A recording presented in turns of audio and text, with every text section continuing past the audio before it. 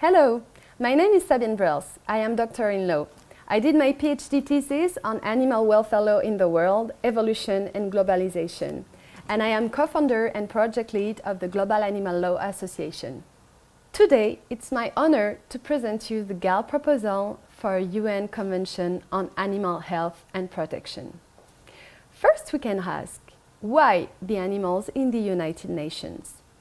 Well, the answer is simple, because they are not protected by the UN. The Big Five, as we call them, concern the main categories of animals, knowing livestock, pets, laboratory animals, wild animals, and sports animals.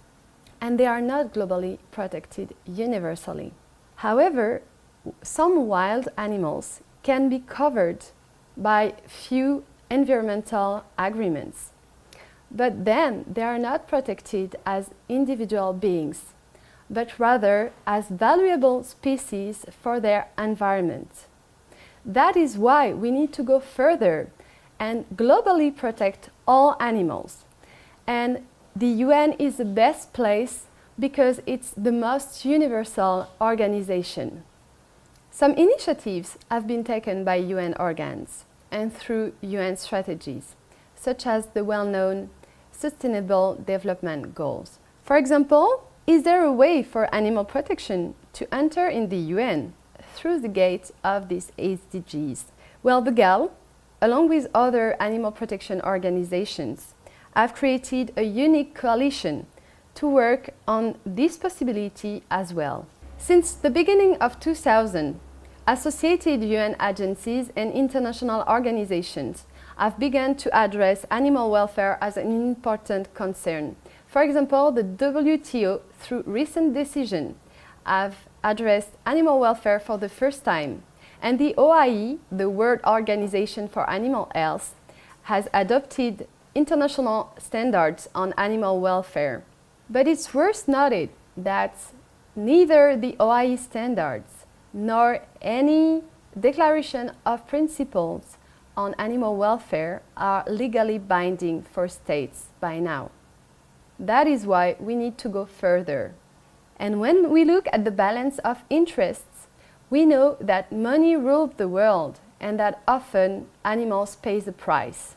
That is also why there is a growing need for a protecting and coordinating umbrella over the different activities involving animals, meaning that there is an urgent need for a global legal framework for animal health and protection. Such a legal framework would balance appropriately the interests of humans and animals. That is why the GAL has proposed for the first time a unique initiative, which is a UN Convention on Animal Health and Protection. This convention proposal is structured in four main parts. The first part here is the preamble. Then this is the objective part with wide definitions, allowing a wide scope. Then the principles, which are at the core of this convention. And finally, the implementation part, which is also very important in this convention, as I will present you now. In the preamble is said the need to better protect animals, as well as to create a UN institution on animal health, welfare and protection. Indeed, animal protection is a growing concern worldwide, and there is a growing awareness of people on animal suffering concerns.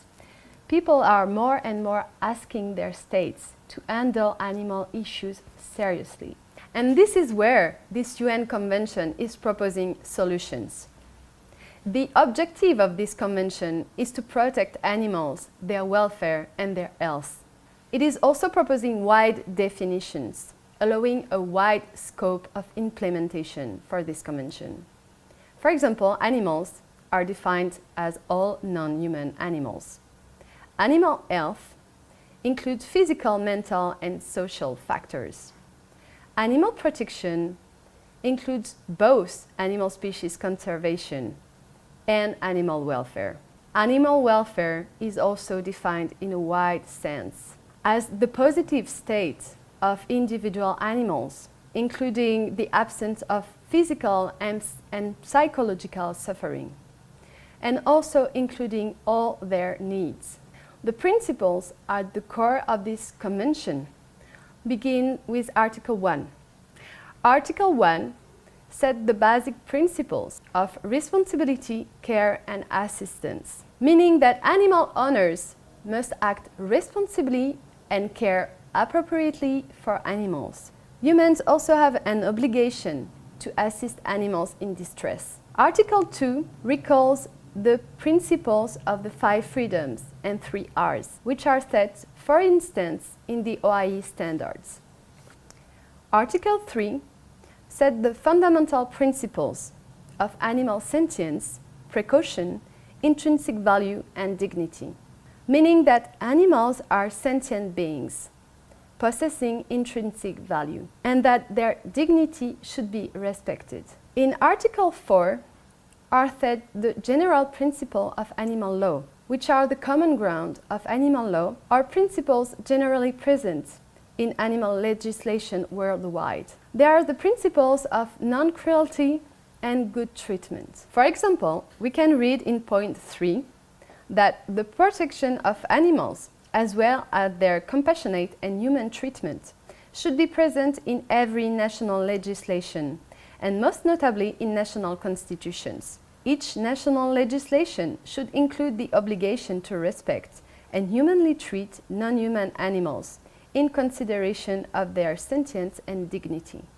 Importantly, Article 5 of this Convention sets the fundamental interests of animals, which are the interest to live, to be free, and to be well treated, and as well the important interest to be represented. This is where the GAL is particularly important, as we have to create the structure to make it happen, as for instance based on those already existing in some countries. The last part of this convention relates to implementation. It is also an important part, as it shows how these objectives and principles are meant to be implemented by UN member states. Article 7 asks to develop national strategies for animal health, welfare, and protection, and to integrate them into relevant sectoral and cross-sectoral plans, programs, and policies. Article 8 is about cooperation, which is very important in an international context for countries to be able to cooperate together to improve national legislation for animal health, welfare, and protection. Article 9 proposes incentive measures, as each contracting party should adopt economically and socially sound measures that act as incentives for the development of animal health, welfare, and protection. Article 10 promotes public education and awareness for animal health, welfare, and protection. Finally, it recommends the creation of a secretariat responsible for implementing this convention, and in particular responsible of the conference of the parties, and to review national reports that are key reports to evaluate how each country are implementing the provisions of this convention. In conclusion, animals are knocking at UN's door, and it's up to UN member states to open it. In order to have everyone protected under this umbrella, we need you to support this initiative. Thank you very much.